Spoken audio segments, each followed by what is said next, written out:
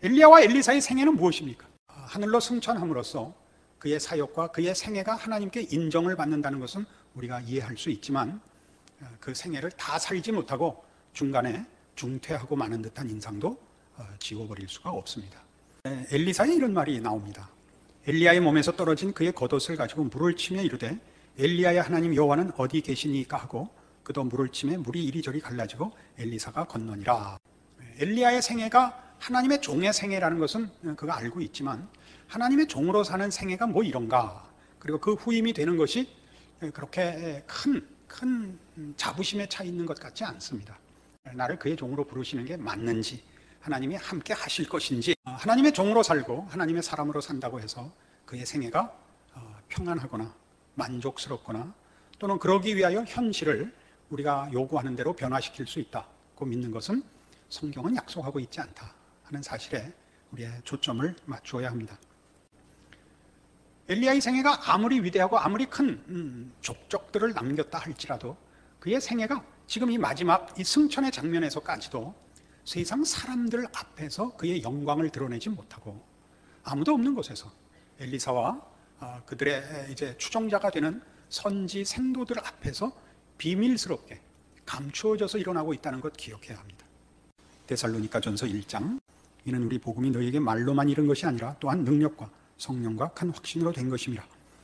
말로만 이른 것이 아니고 능력으로 주어진 것이라는 말 속에는 그것이 우리 인간이 확인하는 방법, 설명되고 납득되는 것으로 이룬 것이 우리에게 이른 것이 아니라 하나님의 찾아오심, 하나님의 능력, 개입, 간섭이라는 신적 신비와 권능에 의한 것이다 라는 뜻입니다.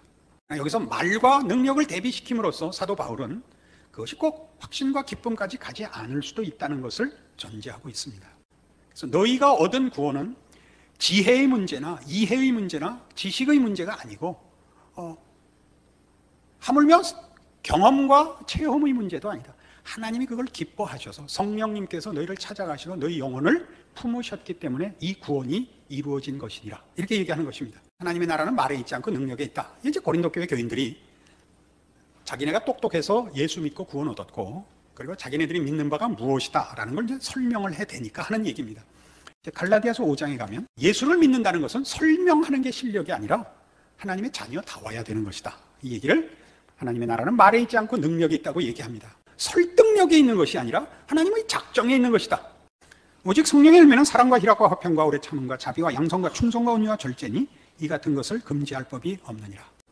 하나님의 사람은 포도나무에 붙은 가지같이 열매를 맺을 수밖에 없습니다. 하나님의 자녀이면 분명하게 나타나는 하나님의 자녀된 열매가 뭐냐 할 때 성령 하나님께서 그의 열매를 맺게 하시는 일을 막을 방법이 없는 존재가 된다. 사랑과 희락과 화평과 오래 참음과 자비와 양성과 충성과 온유와 절제는 환경을 바꾸는 것도 아니고 조건을 바꾸는 것도 아닙니다. 그러나 어느 환경, 어떤 조건 속에서도 방해할 수 없는 것이기도 합니다. 엘리사의 생애는 여러분 쉽게 생각하면 큰 역사와 큰 사명의 생애이고 영광되고 놀라운 권세의 종의 자리일 수 있습니다. 엘리야와 엘리사의 생애는 무엇입니까? 쉴 때 한 개인에게 어떤 일이 일어날 수 있느냐를 증언하는 성육신의 삶을 사는 자로 하나님의 종입니다. 나라를 바꾸고 사회를 바꾸고 한 개인의 인생의 조건을 바꾸는 자로서가 아니라 삶의 질곡 속에서 하나님과 함께 있는 자가 가지는 세상이 만들어내지 못하는 진정한 행복과 부요함과 참다운 영광을 누리는 것으로 하나님이 누구시냐와 하나님의 백성이 된다는 것이 무엇이냐를 나타내야 되는 종으로 서 있습니다. 이 문제를 오해하면 우리의 신앙은 끊임없이 아까 엘리사가 한 말과 같이 여호와 하나님은 어디 계시냐? 라는 질문을 수도 없이 되뇌어야 합니다. 어려움을 만날 때마다 우리가 기대하는 것과 다른 현실을 만날 때마다 하나님은 도대체 어디 계십니까? 뭐 하고 계십니까? 이 질문으로 스스로를 괴롭힐 뿐입니다. 하나님은 우리에게 계속 얘기하시죠. 네가 얼마나 곤고한 현실에 있는지 모르지만 거기 사랑과 희락과 화평과 오래 참음을 방해할, 금지할 법이 있느냐? 이렇게 묻습니다. 여러분 어떻습니까?